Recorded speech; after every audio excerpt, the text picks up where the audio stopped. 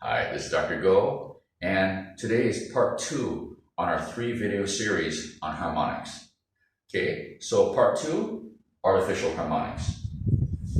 Today, we're just going to cover 4 basic factors. Now, there are, of course, many factors to consider with artificial harmonics, but these are 4 nice considerations that get, everybody a good start. Okay, so it's bow control, contact point, so on and so forth. Number 2, some basically left hand finger options and considerations, yeah.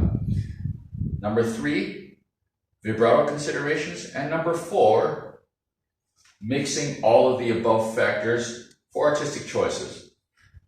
We'll describe number 4 a little bit more when we get to it later on in this video, okay? So let's start number 1 first. Bow control. As we discussed with natural harmonics in the previous video, harmonics tend to be easier to sound out closer to the bridge where the string is more stable. Okay? And the arm should be fluid. You don't ever want a hard arm making this sort of sound on a natural string, because it's very hard to do an artificial harmonic with a hard arm. You need a soft fluid arm. Okay, it just makes playing the artificial harmonic a lot easier. Now, so this is contact point and bow control, yeah? So near the bridge, fluid arm. Number 2, primary finger options, effects, and considerations. So pressure and weight.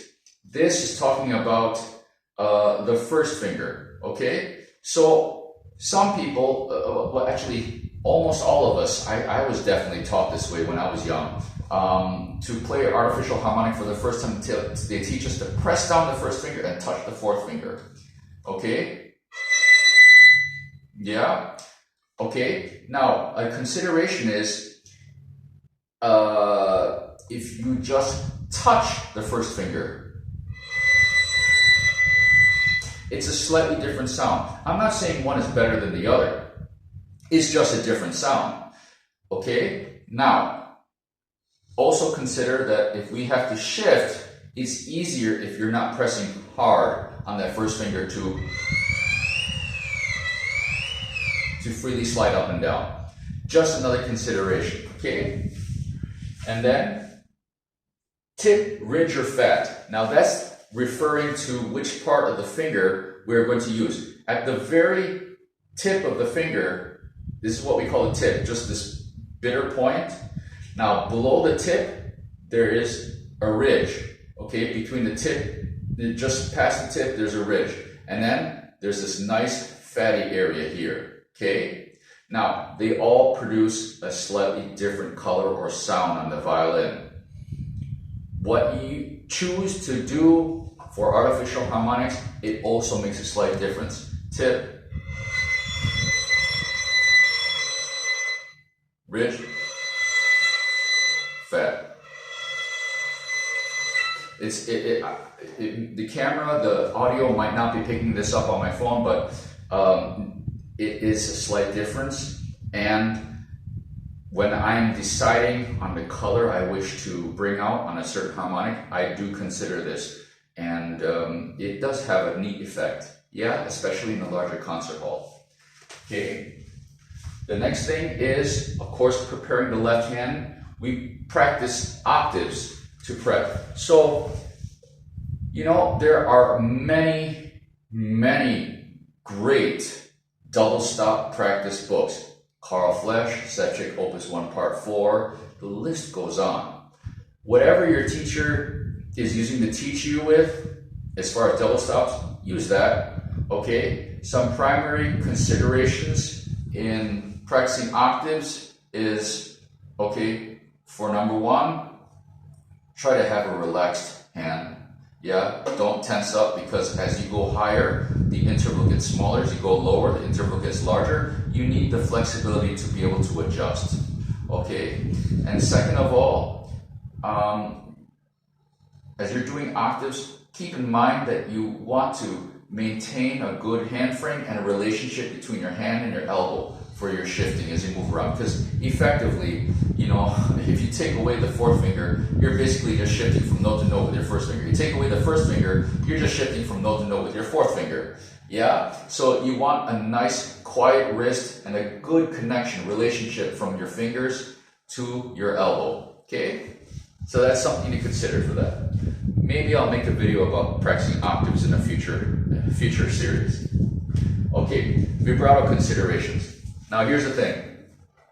When you do vibrato with artificial harmonics, or false harmonics, if you will, okay, the thing is, you just want to make sure you have consistent contact, left-hand contact with the string. You don't want from your vibrato to make your fingertips and hand frame do this and lose the string with one finger or the other, okay? Because then you get that effect, okay? You want your vibrato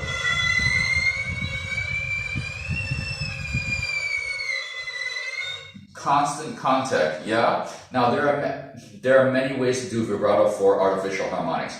I use at least 3 different vibrati for my artificial harmonics, depending on what I wish to do. I know other people that practice far more, okay? So it's a matter of what you wish to accomplish, yeah? Some people use wrist vibrato for artificial harmonics because they have nice flexible fingers. That's great, it makes a different type of sound. I tend to use more arm vibrato, but that doesn't mean it's the only way to do it, okay? I've seen very great vibrati done with wrist vibrato on artificial harmonics, okay? So it's all good as long as there's steady, consistent contact with the string from your left hand, okay?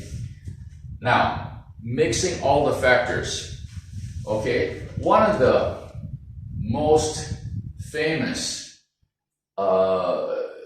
harmonic passages would be in the third movement of Sibelius Violin Concerto, and so on and so forth. And so the thing is that when taking apart something with artificial harmonics, if you have all these considerations already practiced in and, you know, mastered, well, now you have many options, okay? I like to take out the harmonics and just look at the chords, okay? And listen to the orchestra part, really study it, understand it, and see what is the character as the chord changes. Each chord will bring a different character. Each interval, the shift, will bring a different character, okay? So make the decisions on that, and from there, we can discuss which part of the finger, the amount of weight, the type of vibrato we want, the speed of the bow for a different sound. Do we want, or, sorry, yeah, you know, the bow speed is a big effect. So these are all things. So, like, for example, I'm making the decision to bring out the F, so I put a vibrato up there.